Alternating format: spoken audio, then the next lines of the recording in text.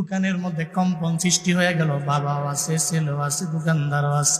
যখন দোকানটা কাঁপতেছে, পড়ে যাবে এমন একটা হালাত, বাবা সন্তানটার রাইকা দৌড় দিয়া চইলা গেছে বাহিরে, সন্তানের খবরও নাই।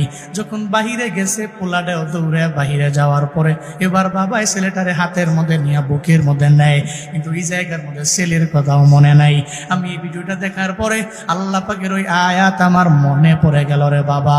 ইয়াউমা ইয়াফিরুল মারউ মিন আখি ওয়া উম্মিহি ওয়া আবিহি ওয়া সাহিবাতিহি ওয়া বানি।